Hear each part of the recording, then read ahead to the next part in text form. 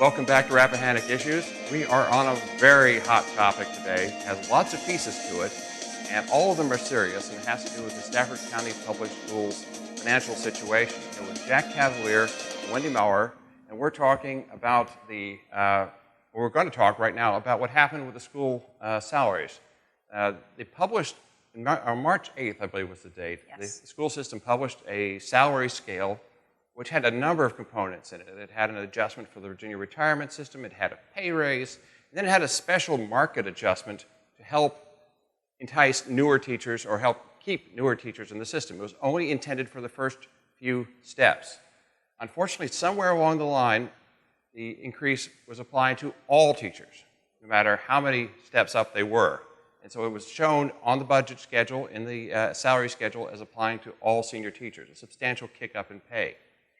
And this wasn't found or admitted, it's a little hard to tell which, for several weeks. And a lot of teachers already signed their contracts in mind that they were going to get this larger increase. And then the issue kind of came to light, and the school board and the superintendent were faced with explaining this and then doing something about it.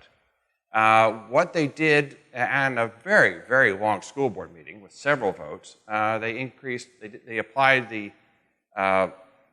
market increase that was intended for the junior employees to all employees at half the rate. Yes. And this, as Wendy was pointing out, it has created a deficit in spending. Deficit budget. So what they didn't do is they didn't also vote on corresponding cuts. Now, by state statute, the Board of Supervisors is not allowed to budget for a deficit. Whether or not that goes on to the school board, we're getting a legal opinion on that. But unfortunately, and here's where I feel bad for the superintendent. So he has the staff below him that's moving money around and making mistakes that he has to account for. But then he's got the school board above him who is now directing him to change the budget that they've all agreed upon in order to accommodate for this $1.1 million deficit, which may also be a violation of state law. So I feel bad, actually, for Dr. Benson, because he's getting it from both sides. And what's been the perception on the Board of Supervisors, if it's possible to capture the opinions of 7 people of the performance of the school board?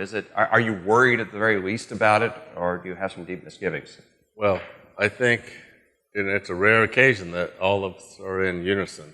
And I think in this particular topic, we all believe that shared services is the way to proceed. And going back to what you said earlier, I think that we're going to look at not only the finances and the HR and the maintenance. We already do a pilot program on cutting the grass at the schools and fields. I would submit that there was the issue with Stafford High School, which was months behind schedule, and there were issues after it was constructed with fire code concerns, which did some strange things to the design. Tell me why you think that the joint services would do a better job, and would it be a little like taking over this function from the school system? A little like dysfunctional school systems have been dealt with by other communities? Is that really strip away the language? Is that what we're thinking? Well, one of the things we need to first kind of take a step back and look at it from philosophically. This is not Board of Supervisors money. It's not the school board money. And we keep talking under the auspices that it's supervisor money or school board money. This is a taxpayer's money. We set priorities every year. We allow the public to weigh in on what those priorities are. We then fund those priorities, and any money left over is the taxpayer's money, where we then discuss priorities as a joint organization.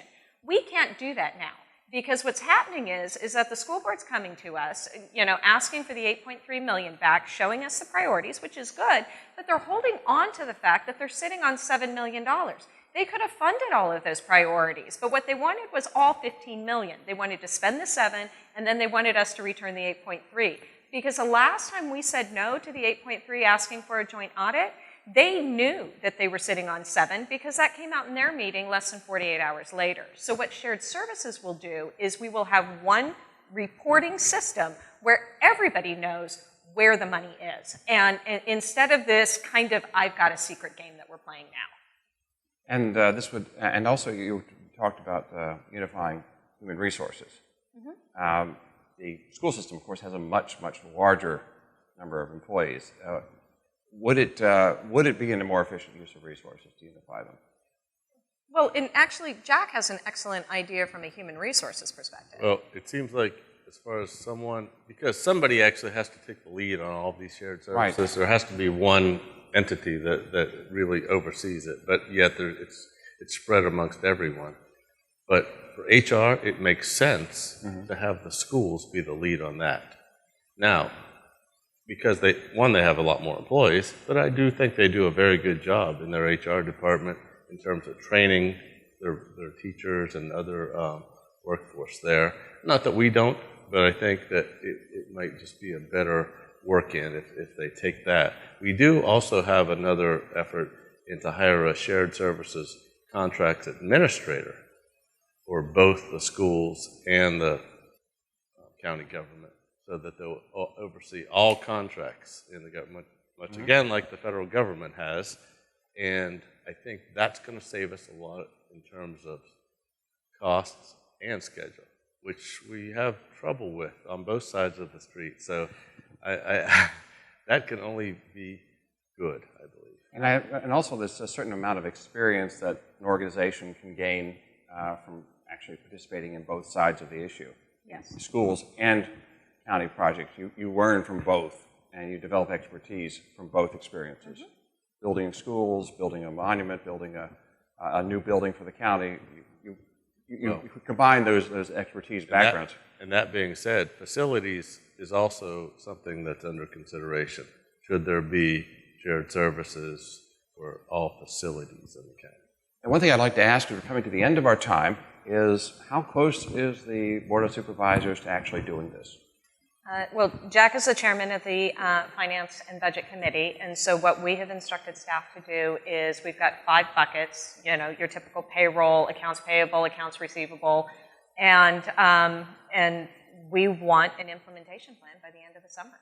And so that I'm not saying that we're going to cut off their finances by the end of the summer, but it will be an implementation plan, and then we will work through the plan.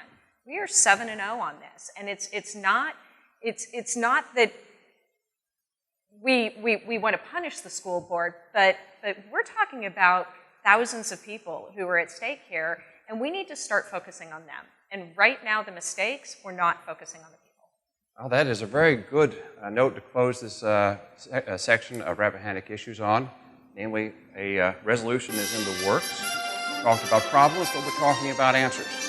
And that's a very encouraging close to the program. I want to thank both of you, Jack Cavalier, Wendy Moore, for joining us today on Rappahannock Issues. And we hope you'll tune in for our next issue next week.